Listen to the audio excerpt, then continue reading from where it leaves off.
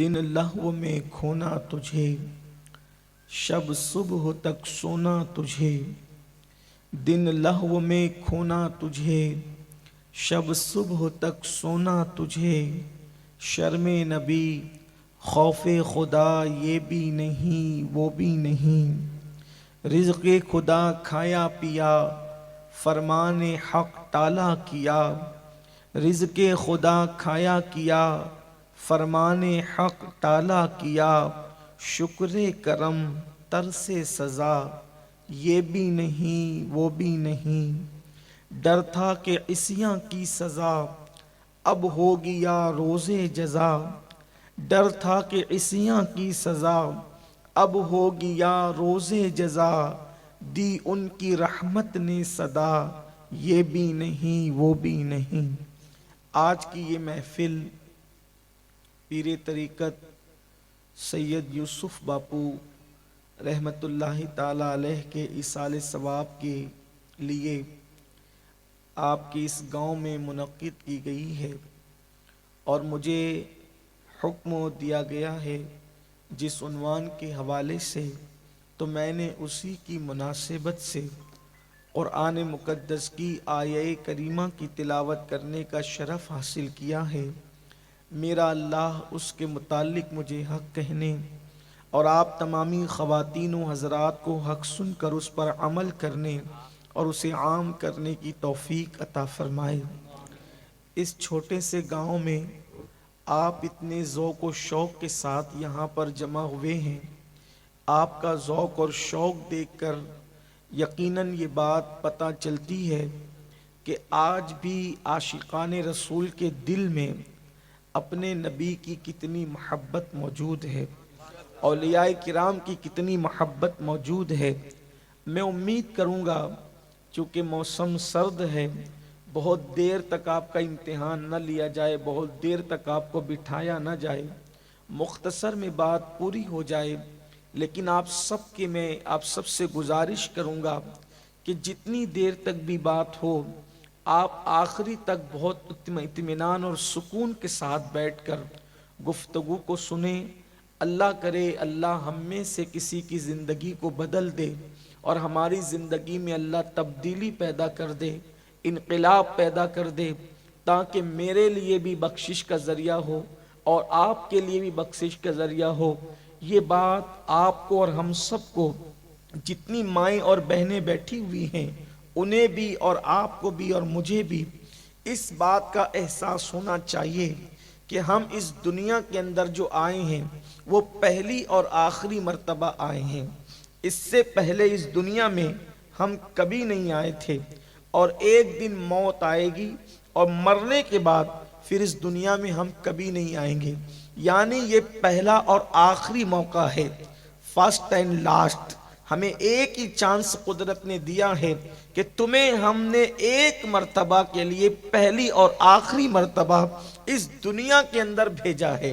اللہ نے دنیا میں ہم سب کو، کیونکہ ہمارے مذہب کی تعلیم یہ نہیں ہے کہ مرنے کے بعد پھر کوئی اور جنم ہوگا، پھر کوئی اور جنم ہوگا، یہ نہیں ہے، ایک ہی جنم ہے، اس کے بعد پھر ہمارے لیے اسلام میں کوئی دوسرا جنم نہیں ہے۔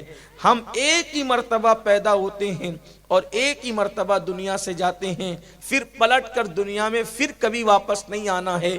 یہ پہلی اور آخری مرتبہ ہم اور آپ دنیا میں آئے ہیں، اور اب اس دنیا میں آئے ہیں تو اس دنیا میں آنے کا مقصد کیا ہے، اس دنیا میں کیوں آئے ہیں؟ کیا ہم اس دنیا کے اندر صرف کھانے کے لیے آئے ہیں؟ اس دنیا میں صرف سونے کے لیے آئے ہیں؟ اس دنیا میں کاروبار کرنے کے لیے آئے؟ صرف اس دنیا کے اندر شادی بیاہ کرنے کے لیے آئے ہیں؟ دنیا میں کیوں بھیجا اللہ نے دنیا میں کیوں بھیجا، اس کا مقصد کیا ہے؟ تو قرآن ارشاد فرماتا ہے الذی خلق الموت والحیات لیبلوکم ایکم احسن عملا، کہ ہم نے زندگی اور موت کو پیدا کر کے تمہارا امتحان لیا، تمہیں آزمایا، تمہیں جانچنے کے لیے ہم نے موت اور زندگی کو پیدا کیا کہ کون تھوڑی سی زندگی کو پا کر اچھا عمل کرتا ہے۔ اس دنیا کے اندر جو ہم آئے ہیں اچھے عمل کرنے کے لیے، نیک عمل کرنے کے لیے، اللہ کو راضی کرنے کے لیے آئے ہیں۔ میرے پیارے آقا صلی اللہ علیہ وسلم کے پیارے دیوانوں، اب اس دنیا میں آئے ہیں کیوں؟ نیک عمل کرنے کے لیے۔ احسن و عملہ قرآن کہتا ہے، حسن نہیں بلکہ احسن، بہت اچھا عمل کرنے کے لیے آئے ہیں۔ اب اس دنیا سے ہم جب جائیں گے، ہم دنیا میں آئے تھے تو ننگے آئے تھے، دنیا سے جائیں گے تو کفن پہن کر جائیں گے، یعنی دنیا میں آئے تھے تو کچھ لے کر نہیں آئے تھے، مگر دنیا سے جائیں گے تو کچھ لے کر کے جائیں گے۔ کیا لے کر کے جائیں گے؟ ہم اپنا کفن لے کر جائیں گے، اور اس کفن کے اندر دو چیزیں اور ہوگی۔ کفن سب کو نظر آتا ہے، لیکن وہ دو چیزیں کسی کو نظر نہیں آتی۔ وہ چیزیں صرف لے جانے والے کو نظر آتی ہے یا فرشتوں کو نظر آتی ہے۔ اللہ اکبر! وہ دو چیزیں کیا ہیں جو ہم اپنے کفن میں لے جاتے ہیں؟ یا تو اپنا اچھا عمل لے کر جاتے ہیں، یا تو اپنا برا عمل لے کر جاتے ہیں۔ یہ سب اپنے کفن میں ہم ساتھ لے کر کے جاتے ہیں۔ اب آپ مجھے بتائیں میرے پیارے آقا صلی اللہ علیہ وسلم کے پیارے دیوانوں، اللہ اکبر، جب ہمارے کفن میں ہمیں رکھا جائے گا تو ہم کتنی حسرت سے لوگوں کو دیکھتے ہوں گے۔ ذرا اندازہ کریں، ایک بندہ اگر اپنا گاؤں چھوڑ کر کے اکیلے پردیس جاتا ہے، واپس آنے کے لیے جاتا ہے تو اس کی کتنی حسرت ہوتی ہے، اس کی آنکھوں میں آنسو ہوتے ہیں۔ میرے بچے چھوٹ رہے ہیں، میری ماں چھوٹ رہی ہے، میرا بھائی چھوٹ رہا ہے، میری بیوی چھوٹ رہی ہے، میرا گاؤں چھوٹ رہا ہے، میرا دیش چھوٹ رہا ہے، میری کمائی ہوئی دولت چھوٹ رہی ہے۔ بولو، پردیس جانے والا جب واپس آنے کے لیے جاتا ہے تو اس کو کتنا دکھ ہوتا ہے۔ اللہ اکبر! ہم مرنے کے بعد اس پردیس جانے والے ہیں جہاں سے پھر کبھی لوٹ کر نہیں آنا ہے، اور اس کے بعد کفن میں لے کر کیا جانا ہے۔ اللہ اکبر! اللہ نے ہمیں اختیار دیا ہے، اے ایمان والو، یا تو تم اپنے کفن میں نیکی لے کر جاؤ گے، یا تو تم اپنے کفن میں بدی لے کر جاؤ گے۔ اس وقت کتنا افسوس ہوگا۔ مجھے بتاؤ، جب شراب پینے کا عذاب کفن میں ساتھ لے کر جاؤ گے تو اللہ کو منہ کیا دکھاؤ گے؟ کسی کو گالی دی تھی، وہ عذاب اپنے کفن میں لے کر جاؤ گے، اللہ کو منہ کیا دکھاؤ گے؟ نماز کے وقت میں کھیل کود میں مصروف رہتے تھے، بے نمازی بن کر جاؤ گے، اللہ کو منہ کیا دکھاؤ گے؟ اللہ اکبر! یاد رکھنا، دنیا میں کوئی انسان پیدا نہیں ہوا جو اللہ کے عذاب کو برداشت کر سکے۔ اللہ کے عذاب کو کوئی برداشت نہیں کر سکتا، کیونکہ میرا اللہ ارشاد فرماتا ہے، ان عذاب ربک لواقع، اللہ کا عذاب واقع ہونے والا ہے۔ یہ مت سمجھنا کہ مولوی ڈرانے کے لیے ہمیں عذاب کی بات کرتا ہے۔ عذاب کی بات مولوی ڈرانے کے لیے نہیں کرتا، یہ مولا کا فرمان ہے۔ اللہ کا عذاب واقع ہو کر رہے گا، اور پھر قرآن کہتا ہے ما لہو من دافع، اللہ کے عذاب کو دنیا کی کوئی طاقت تم سے دور نہیں کر سکتی۔ جس کو اللہ عذاب دینے کا فیصلہ کر لے، اس کو اللہ کے عذاب سے دنیا کی کوئی طاقت نہیں بچا سکتی۔ جانتے ہیں آپ، اللہ اکبر، جن کو جنت کی بشارتیں ملی تھی، وہ لوگ جب یہ آیت سنتے تھے تو ان کی کیفیت کیا ہوتی تھی؟ ایک مرتبہ ایک قاری قرآن اس آیت کی تلاوت کر رہا تھا، ان عذاب ربک لواقع، اللہ کا عذاب واقع ہونے والا ہے، ما لہو من دافع، اور اللہ کے عذاب کو کوئی دور نہیں کر سکتا۔ اس وقت جب یہ آیت کریمہ امیر المومنین سیدنا عمر ابن خطاب کے کانوں میں پہنچی، وہ امیر المومنین جس کے لیے میرے آقا نے فرمایا میرے بعد کوئی نبی ہوتا تو عمر ابن خطاب ہوتے، لا نبی یا بعدی، مگر میرے بعد کوئی نبی نہیں ہے۔ وہ عمر ابن خطاب جس کے لیے میرے آقا نے فرمایا کہ اللہ اکبر، عمر کو زمین والوں سے زیادہ آسمان والے پہچانتے ہیں۔ اللہ کے رسول صلی اللہ علیہ وآلہ وسلم نے جس فاروق اعظم کی شان بیان فرمائی، جب یہ آیت کریمہ ان کے کانوں میں پہنچی، فاروق اعظم بے ہوش ہو کے زمین پہ گر پڑے، بے ہوش ہو گئے اللہ کے عذاب کی آیت سن کر، اور 3 دن تک فاروق اعظم بیمار رہے۔ آپ سے میں پوچھنا چاہتا ہوں، آج ہم نے اپنی زندگی کو گناہوں کے لیے وقف کر دیا۔ آج ہم جب عذاب کی آیتیں سنتے ہیں، ہم جب اللہ کے عذاب کا ذکر سنتے ہیں، ہم ہنستے ہیں، کیا باتیں ہو رہی ہیں، لیکن ایک دن موت ہے۔ اور یہ بات یاد رکھنا، موت صرف بوڑھوں کو نہیں آتی، موت جوانوں کو بھی آ سکتی، بچوں کو بھی آ سکتی ہے۔ کیا تیاری کی ہم نے؟ قبر کی تیاری کیا کی؟ ہم نے اپنے کمروں میں تو اے سی لگائی ٹھنڈک کے لیے، قبر میں ٹھنڈک کے لیے کیا کیا؟ ہم نے اپنے گھروں میں تو لائٹ لگایا اجالے کے لیے، قبر کو روشن کرنے کے لیے ہم نے کیا انتظام کیا؟ یاد رکھنا، اللہ کا عذاب بڑا دردناک ہے، اور اللہ جس کو عذاب دے، اللہ اکبر۔ آئیے میں آج چونکہ میرے احباب نے حکم کیا ہے تو میں اللہ کے عذاب پر گفتگو کروں کہ کن لوگوں کو اللہ کیسے عذاب دیتا ہے۔ آئیے، اللہ اکبر۔ میرے آقا صلی اللہ علیہ وسلم کے دیوانوں، اللہ کے حبیب، ہم سب کے آقا غیب دا نبی صلی اللہ علیہ وآلہ وسلم ارشاد فرماتے ہیں کہ جب کسی بے نمازی کو اس کی قبر میں رکھا جاتا ہے جس نے نماز نہیں پڑھی۔ آج یہ بات عام ہے، جب نماز کا ذکر ہوتا ہے لوگ سوچتے ہیں یہ تو مولوی صاحب کی بات ہے کہ وہ تو نماز کا ذکر کریں گے، مگر ایک بات یاد رکھیں، نماز چھوڑ کر کوئی سچا مسلمان ہو ہی نہیں سکتا۔ مسلمان بننے کے لیے نماز ضروری ہے۔ حضور اکرم صلی اللہ علیہ وآلہ وسلم کے صحابہ کہتے تھے کہ ہم نبی کے دور میں مسلمانوں کو نماز سے پہچانتے تھے کہ جو نماز پڑھتا ہے وہ مسلمان ہے، جو نماز نہیں پڑھتا وہ مسلمان نہیں ہے۔ یہ بات ہے۔ بڑے پیر کی 11ویں کرنے والوں، ہم کہتے ہیں غوث پاک کی 11ویں ہم کرتے ہیں، کبھی سوچا اگر نماز نہیں پڑھتے تو غوث پاک اس کو قبول بھی کرتے ہیں کہ نہیں کرتے؟ میں نے غوث پاک کے ملفوظات میں یہ بات پڑھی، پتہ نہیں لکھنے والے نے کہاں تک انصاف کیا، لیکن یہ بات موجود ہے، دھیان سے سننا۔ غوث پاک بے نمازی سے کتنی نفرت کرتے ہیں۔ غوث پاک کے دل میں بے نمازیوں سے محبت نہیں ہے، بلکہ نفرت کتنی ہے۔ غوث پاک بے نمازیوں کو کتنا برا جانتے ہیں۔ سرکار غوث العظم دستگیر پیران پیر کا فرمان ہے، فرماتے ہیں اگر تم رستہ چل رہے ہو، رستے سے آ رہے ہو اور تمہارے پاس راستے میں ایک کتا گندگی میں بھرا ہوا آ رہا ہے اور ایک بے نمازی آ رہا ہے، اب تمہیں دونوں کے بیچ سے گزرنا ہے، اب آپ کو یا تو کتے کی طرف ہٹنا پڑے یا تو بے نمازی کی طرف ہٹنا پڑے، تو تم ہٹو گے کدھر؟ تو فرماتے ہیں جو گندگی میں بھرا ہوا کتا ہے اس کی طرف ہٹ جانا، مگر بے نمازی کی طرف مت ہٹنا، اس لیے کہ کتے کی جو نجاست ہے اگر وہ تمہارے جسم پہ لگ گئی تو اس کو آپ تھوڑے سے پانی سے دھل کر پاک ہو جاؤ گے، لیکن بے نمازی کی نحوست اگر تم پر پڑ گئی تو اس کو دنیا کے کوئی سمندر کا پانی دھو نہیں سکے گا۔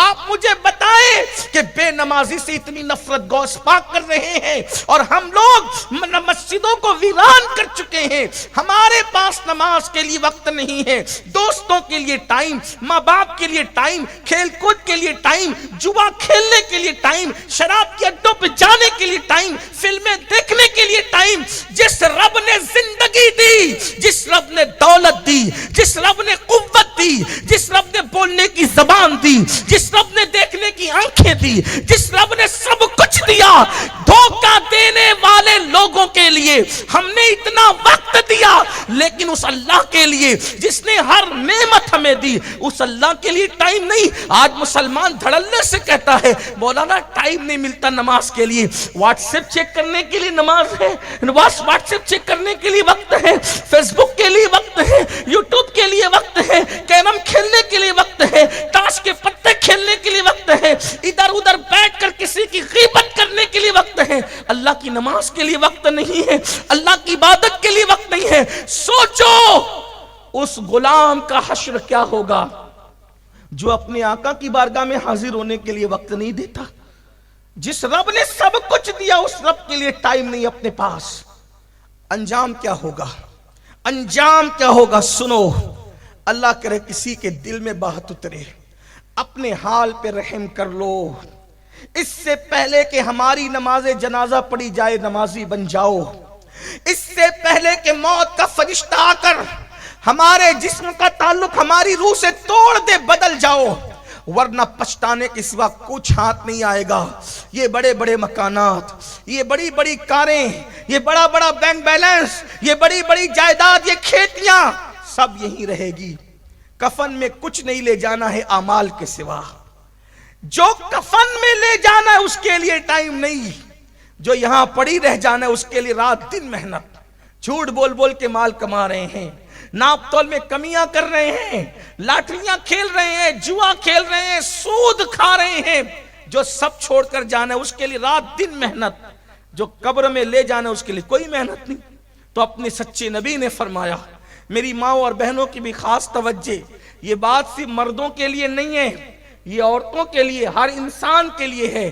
میرے آقا فرماتے ہیں صلی اللہ علیہ وآلہ وسلم کہ جب بے نمازی کو اس کی قبر میں رکھا جاتا ہے تو 99 سانپ، 99 سانپ اس کی قبر میں ڈال دیے جاتے ہیں اللہ کی طرف سے۔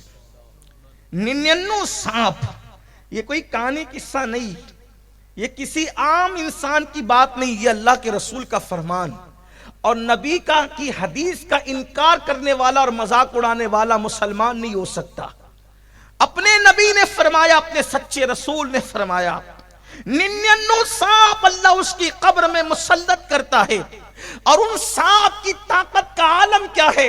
ارشاد فرمایا وہ جو 99 سانپ ہیں اس میں سے ایک ایک سانپ کی قوت کا حال یہ ہے کہ اگر وہ سانپ کسی پہاڑ پہ ڈنک مار دے تو پہاڑ ریزہ ریزہ ہو جائے، اگر وہ سانپ دنیا میں پھونک مارے، پھنکار دے تو اس کی گرمی سے سارے انسان مر جائے۔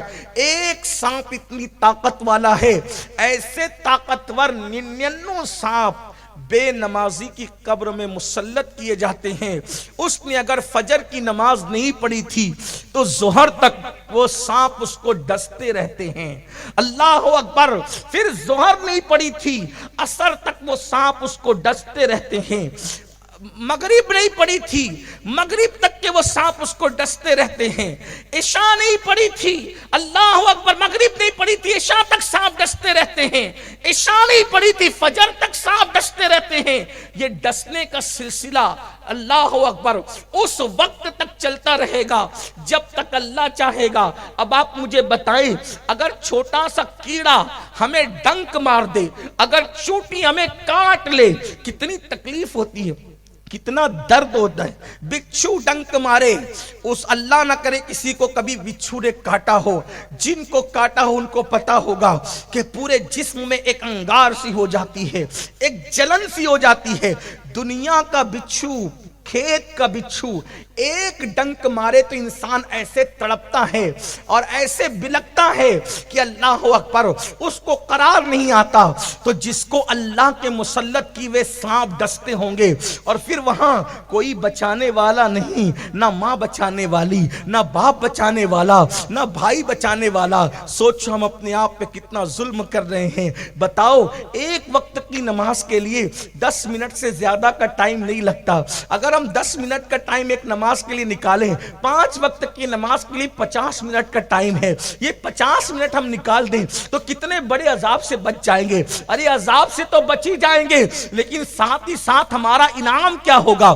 ہماری قبر کو انشاءاللہ نماز کی برکت سے جنت کے باغوں میں سے ایک باغ بنا دیا جائے گا۔ بلکہ حدیث پاک میں آتا ہے جب نماز پڑھنے والے کو اس کی قبر میں رکھا جاتا ہے، نماز پڑھنے والے کو اس کی قبر میں رکھا جاتا ہے تو وہ کیا دیکھتا ہے کہ سورج غروب ہو رہا ہے۔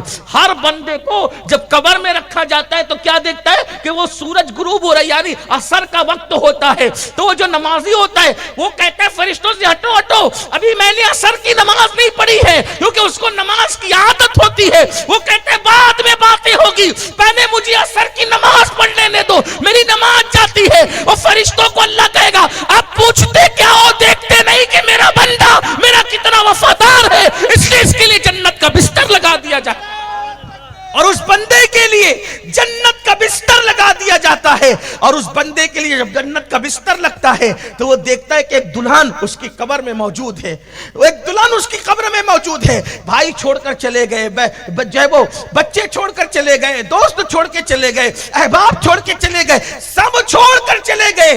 वो परेशान था, लेकिन देखता है कि एक दुल्हन उसकी कब्र में मौजूद है। कहता है आप कौन है?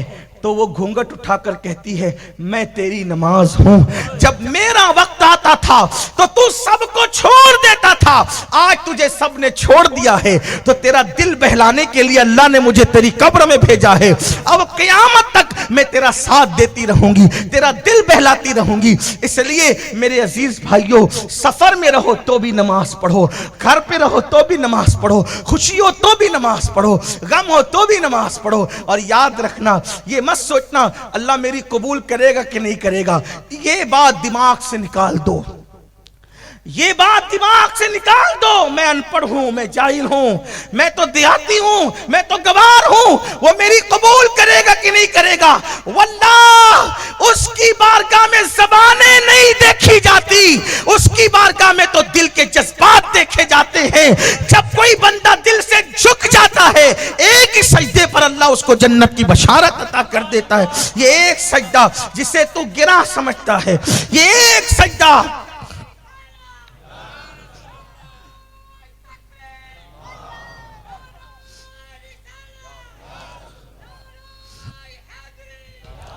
ये एक सजदा जिसे तू गिरा समझता है, हजार सजदों से देता है आदमी को निजात। आजकल जहां मर्द नमाज से दूर है, मेरी माएँ और बहनें भी कोसों दूर है। और मेरी माएँ बहनें कहती मौलवी साहब हमें बच्चों को खिलाना पड़ता है, बच्चों की परवरिश करें। मर्द तो छड़े हैं, मर्द तो उनको तो कोई प्रॉब्लम ही नहीं है, हमें बच्चे पालने पड़ते हैं, बच्चों को खिलाना पिलाना है, कपड़े धुलने हैं, खाना बनाना है, ये करना है, वो करना है। मैं पूछना चाहता हूँ मेरी बहनों, ये बताओ बच्चे सिर्फ तुम्हारे हैं या सैयदा फातिमा तो ज़हरा के भी बच्चे थे? छोटी सी उम्र में, इतनी छोटी सी उम्र थी, छोटी सी उम्र में अल्लाह ने 5-6 बच्चों से नवाजा था। हर बच्चे की खिदमत करती थी, लेकिन कभी नमाज नहीं छूटती थी। बल्कि आपको बताऊं, अल्लाह अकबर, आज तो घर घर जो है वो नल बने हुए हैं, नलों में पानी आता है, करीब करीब कुएं हैं, और फिर आटा भी छोटे छोटे देहातों में, बल्कि आज तो फकीरों के यहाँ जो भीख मांगते हैं उनके यहाँ भी आटा पीस करके आता है। फकीर की बीवी को भी आटा पीसना नहीं पड़ता है ना। लेकिन अल्लाह अकबर, सैयदा फातिमा अपने हाथों से चक्की चलाती थी, अपने हाथों, कितनी मसरूफ जिंदगी थी, अपने हाथों से चक्की। इतने बड़े मालदार बाप की बेटी कि उनके बाबा से ज्यादा मालदार कोई नहीं था। लोग कहते हैं कि मालदार बाप की बेटियां बड़े ऐश परस्त होती है, लेकिन मैं कहता हूं सब ऐसी नहीं होती। वल्लाह सैयदा फातिमा के बाबा से बड़ा मालदार कोई हो नहीं सकता, क्योंकि किसी का बाप खेत का मालिक, किसी का बाप जमीन का मालिक, किसी का बाप गांव का मालिक, किसी का बाप जागीर का मालिक। सैयदा फातिमा के बाबा वो थे जिसे अल्लाह ने आसमान से लेके जमीन तक के हर चीज का मालिक बनाया था, हत्ता कि अल्लाह ने उन्हें बना दिया था। खालिके कुल ने आपको मालिके कुल बना दिया, दोनों जहां हैं आपके कब्जा व इख्तियार में। ऐसे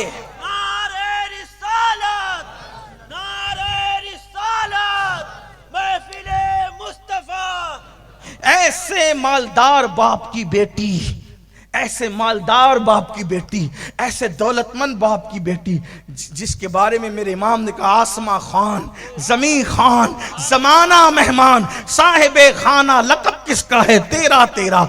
जिसको भी भीख मिली उनके दर से मिली, जिसको भी जो नेमत मिली उसके दर से मिली। खल्क के हाकिम हो तुम, रिज़्क के कासिम हो तुम, तुमसे मिला जो मिला तुम पे करोड़ों दुरूद। फरिश्ते जिसके दरवाजे पे दामन भरे, अंबिया जिसके दरवाजे पर नेमतें पाए, अल्लाह अकबर, वो मेरे नबी की चौखट है। अल्लाह अल्लाह, अंदाजा तो करें, इतने मालदार बाप की बेटी है, हाथ से चक्की चलाती। सरकार मौलाए कायनात फरमाते हैं फातिमा को चक्की चलाते चलाते हाथों में गट्टे पड़ गए, हाथों में छाले पड़ गए थे, छाले गट्टे पड़ गए थे।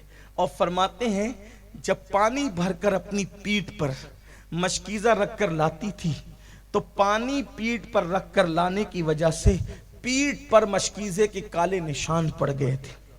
یہ تھی ان کی زندگی. اور حال کیا تھا؟ نماز تو نماز ہے، فرض تو فرض ہے، واجبات تو واجبات ہیں، تہجد ہو یا رات کی عبادت ہو. حالت یہ تھی کہ جب عشاء کی نماز کے بعد نفل نماز شروع کرتی، ایک ہی سجدے میں پوری رات گزار دیتی، ایک ہی سجدے میں. اور جب صبح ہوتی نماز جلدی سے مکمل کرتی، اور صبح ہوتی تو کہتی اللہ تو نے رات اتنی چھوٹی بنائی، اتنی چھوٹی تو نے رات بنائی کہ فاطمہ دل کھول کے سجدہ نہ کر سکے. کوئی رات ایسی بڑی دے دے کہ فاطمہ دل کھول کر دل کے ارمانوں کے ساتھ سجدہ کر لے. سیدہ فاطمہ کو عبادت کے لیے رات چھوٹی پڑتی تھی، اور میری ماؤں اور بہنوں کو فلمیں دیکھنے کے لیے اور سیریل دیکھنے کے لیے رات چھوٹی پڑتی ہے، رت جگہوں میں ناچنے کے لیے رات چھوٹی پڑتی ہے، بے پردہ گھومنے کے لیے رات چھوٹی پڑتی ہے. آپ غور تو کریں، ہم جہنم خرید رہے ہیں. اللہ کے رسول صلی اللہ علیہ وآلہ وسلم نے فرمایا کہ میں نے معراج کی شب جہنم میں جب جھانکا تو میں نے سب سے زیادہ جہنم میں عورتوں کی تعداد دیکھی. صحابہ نے پوچھا یا رسول اللہ عورتیں جہنم میں کیوں تھی؟ فرمایا کہ وہ بے پردہ گھومتی ہے، وہ پردہ نہیں کرتی، پردے کی پابند نہیں ہے. سوچیں، ایک دور وہ تھا کہ ہندوستان کی غیر مسلم عورتیں بھی پردہ کرتی تھی، اور ایک دور یہ آ گیا کہ مسلمان عورتیں بھی پردہ نہیں کرتی، بلکہ عورتیں تو یہ کہتی ہیں مولانا چھوڑو، پردہ تو آنکھ کا ہوتا ہے، پردہ تو آنکھ کا ہوتا ہے. اللہ اکبر. ایک روایت مجھے یاد آئی، سیدہ فاطمہ الزہرا کے گھر میں، ذرا توجہ کرنا میری بہنیں خاص طور پہ، اور آپ سے بھی کہتا ہوں اپنے گھر میں پردے کا نظام قائم کرو. باپ کی ذمہ داری، بھائی کی ذمہ داری. دیکھو، اپنا صرف نیک بن جانا ہمیں نجات نہیں دلا سکتا جب تک گھر میں ہم اسلامی ماحول قائم نہ کریں. بلکہ میرے آقا کا فرمان یہ ہے، جس گھر کی عورتیں بے پردہ رہتی ہو اور اس گھر کے مرد مثلاً بھائی، باپ، شوہر ان عورتوں کو بے پردگی سے منع نہیں کرتے، وہ مرد دیوس ہے، دیوس. اللہ نہ ان کی نمازیں قبول کرتا ہے نہ ان کی دعائیں قبول کرتا ہے. یعنی جس گھر کی عورتیں بے پردہ گھومے گی، اس گھر کے مرد اگر ان کو منع نہ کریں، اللہ نہ ان کی نمازیں قبول کرے نہ ان کی دعائیں قبول کرے. آج سب کو شکایت ہے ہماری دعا قبول نہیں ہوتی. تیری بیٹی بے پردہ تو نہیں گھومتی، تیری بہن بے پردہ تو نہیں گھومتی، تیری بیوی بے پردہ تو نہیں گھومتی. کیا ہو گیا؟ دین سے دور ہو گئے، آخرت کی فکر بھول گئے، اللہ کے عذاب کو بھول گئے، اللہ کے عذاب کو کہانی قصہ سمجھنے لگے، واعظ و نصیحت کی محفل میں ہنسنے ہنسانے کی بات کرنے لگے. نہیں، مرنا ہے، آخر موت ہے، اللہ کو منہ دکھانا ہے. مسلمان ہو تو اسلام پر چلو، اللہ رسول کی بات مانو، اپنی مرضی کے مطابق مت چلو. ایک مرتبہ سیدہ فاطمہ الزہرا کے گھر اللہ کے رسول تشریف لائے، ساتھ میں نابینا صحابی تھے. نابینا صحابی گھر میں آئے، سیدہ فاطمہ الزہرا کسی پردے کے پیچھے چھپ گئی. اللہ کے رسول نے امتحان لینے کے لیے کہا بیٹی فاطمہ کس سے چھپ رہی ہو؟ اشارہ کر کے کہا ان سے، تاکہ ان کا دل بھی نہ ٹوٹے. ان سے ارشاد ہوا یہ تو نابینا ہے. عرض کرتی آقا یہ نابینا ہے، میں تو نابینا نہیں ہوں، میں نابینا نہیں ہوں، اس لیے ان سے پردہ کر رہی ہوں. اندازہ کریں، غور فرمائیں، یہ مزاج تھا سیدہ کائنات کا. بلکہ سیدہ پاک کی شان یہ ہے، امام اہل سنت سیدی اعلیٰ حضرت نے تو یہاں تک لکھا ہے کہ سیدہ فاطمہ الزہرا کے سر کی چادر کو، سر کے دوپٹے کو، مرد تو مرد ہے، مرد تو مرد ہے، بچے تو بچے ہیں، بوڑھے تو بوڑھے ہیں. فاطمہ الزہرا کی غیرت یہ تھی کہ آپ جو سر کے اوپر چادر اوڑھتی تھی، اس چادر کو کبھی چاند و سورج نے بھی نہیں دیکھا. آپ نے اپنی سر کے چادر کو، سر کے بالوں کو نہیں، سر کے بالوں کی بات بہت بلند ہے، سر کے بالوں کی بات بہت بلند ہے. کوئی ایسی عورت کائنات میں، لوگ ایسی خاتون کائنات کی اولین اور آخرین میں بتا نہیں سکتے یہ نبی کی بیٹی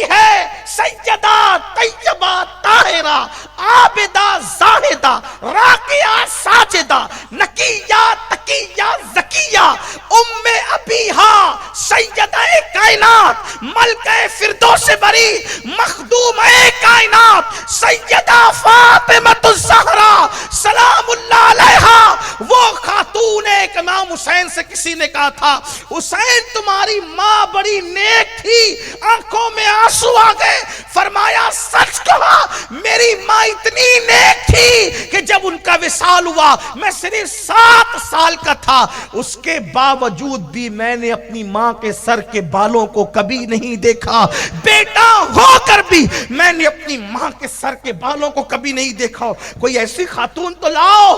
اللہ اکبر۔ امام اہل سنت مجدد میت ماضیہ لکھتے ہیں کہ سیدہ فاطمہ نے اپنی چادر کو چاند و سورج سے بھی چھپایا، ان کی چادر کو کبھی چاند و سورج نے بھی نہیں دیکھا۔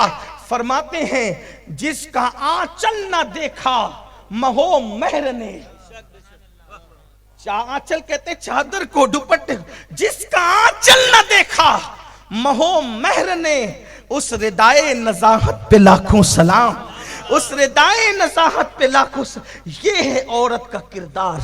اور آج گانے ہو رہے ہیں عورتوں کے درمیان۔ اللہ کے رسول صلی اللہ علیہ وآلہ وسلم کا فرمان سنو، آج عورتیں شادیوں میں ناچتی ہے اور مردوں سے کہتی ہیں ہم تو اپنے ارمان نکال رہے ہیں، بیٹے کی شادی میں، بھائی کی شادی میں، دیور کی شادی میں نہ ناچے تو پھر کیا کریں؟ انہیں ناچنا تو بہت بڑی بات ہے۔ اللہ کے رسول علیہ السلام فرماتے ہیں جو عورتیں اترا کر چلتی ہے، یعنی چلتی ہے دوڑتی نہیں، اترا کے چلتی ہے، اترا کر چلنا، گجراتی والے